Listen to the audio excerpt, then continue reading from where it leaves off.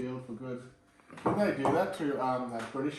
Can you remember that British guy who won the World Cup? He was like an awesome player. Oh, the 5'8". And then it was like 2 Aussies sandwiched him and permanently stuffed up his spine, and he had to like retire. This is going back a while ago, like 10 years ago or something, when the UK were dominated the game in the World Cup. Johnny Wilkinson. That's the one. Yeah, you remember. Yeah, that's what happened to him, wasn't it? He got sandwiched or something. Yeah. But in rugby league, the Pommies had a really great guy, Roger Millwood. He was like Wilkinson, not big, Yeah. but brilliant. Just had the mind for it. The Eh? guy just fantastic, yeah. Mm. Roger Millwood. A mate of mine went to England and played with him, and he said it's just phenomenal to be outside this guy, what he could do. Mm. You know, I just had to stand there. He'd say, I just have to stand there and he'd give me these openings. Is it still rugby league? Is it still? It's still league season, isn't it? Footy season. Hey. Yeah, big game on tonight. Do you, it's all here now in Queensland, isn't Yeah, it? but it's a big one tonight. It's only in Stones Throw away. Who's playing who? The Melbourne Storm are playing. Is it the Roosters? No, they're playing Manly. And that's just up the road from here, is it? Where you and I went, Richard? They'll be playing at Suncorp Stadium, which is in Brisbane. Yeah. I think they could be playing anywhere. They're playing all over the place. Remember when we went to? Yes, Suncoast Stadium. The Suncorp's Brisbane Suncoast is up here on the coast, and they're playing both games at both stadiums. They might be playing anywhere. They were playing here because we had barely any cases of COVID. You know, like the world's end. You know, that's all turned to shit now, hasn't it? Well, we don't have a local paper here, so you don't get any news.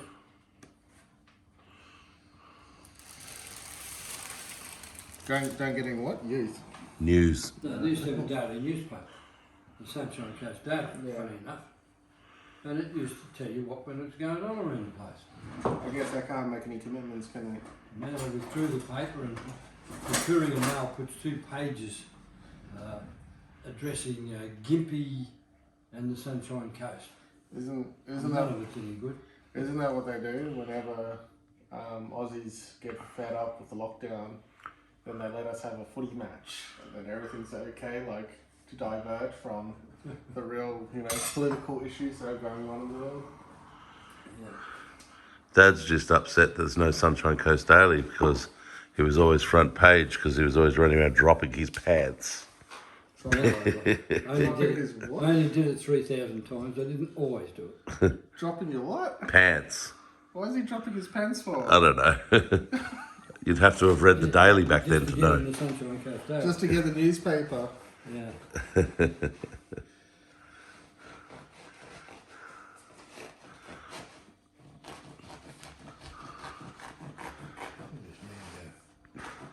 I can't understand why it was caused such a furor because, I mean, you go to any circus and the clowns are all dropping their pants. Yeah, and I got such a cute butt. And they made such a deal of it. Front page all the time. You got such a cute butt, and it only cost a newspaper to get it, eh? Chris is cutting up the Turkish bread.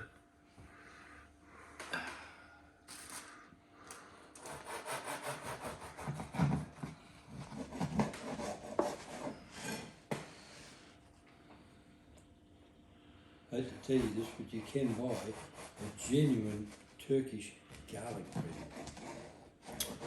But you've got to look for it. They usually have it right on the bottom, underneath where you can't find it. I don't know why.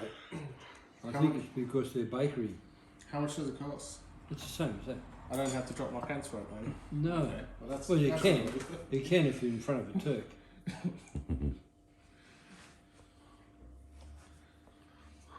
Gee, that smells nice and fresh. Let's use that garlic butter, eh?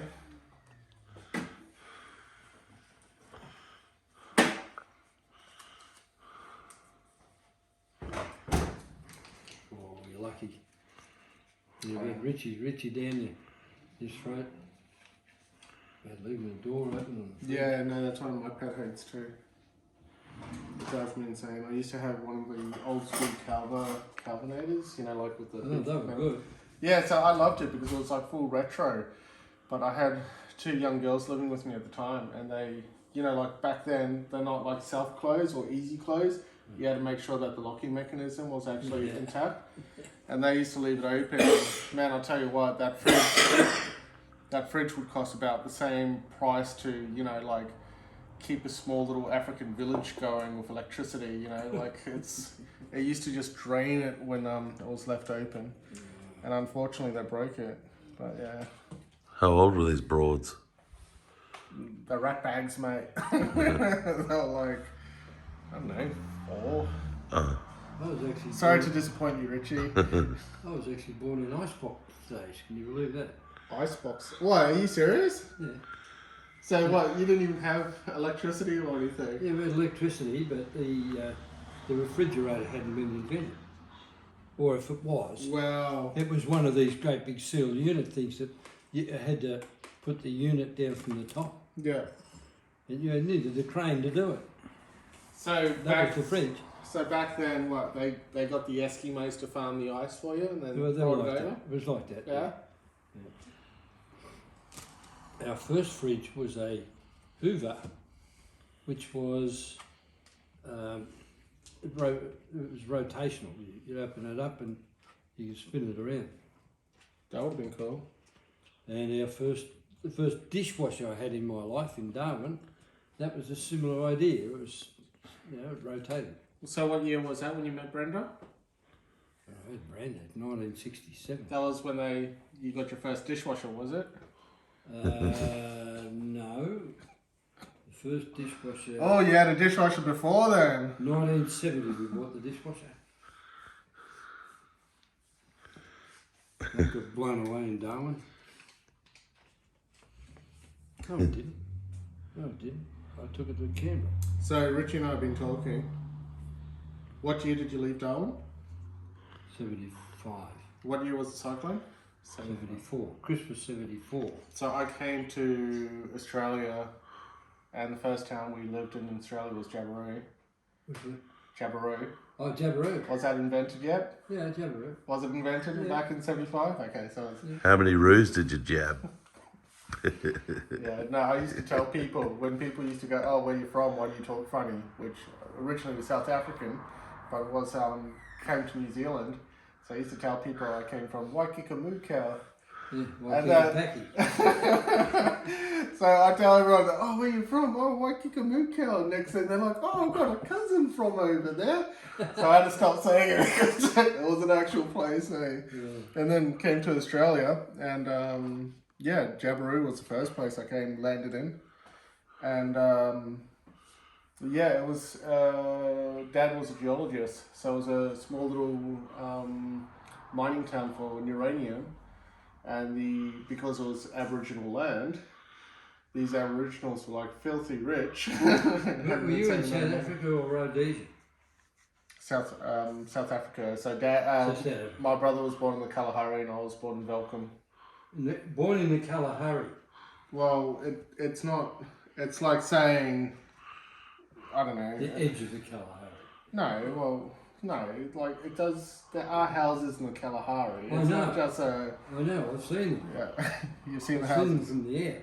Oh, true. You've been over South Africa, have you? I won't swear to it. I don't know if that was a Kalahari, but I do. We did go over the Gobi, Isn't it the third which is Asia, China. Yeah. No, What year was this No, I in? don't think I went over the Kalahari. What year was this in? Oh, this is 10 years ago, I suppose. So you flew over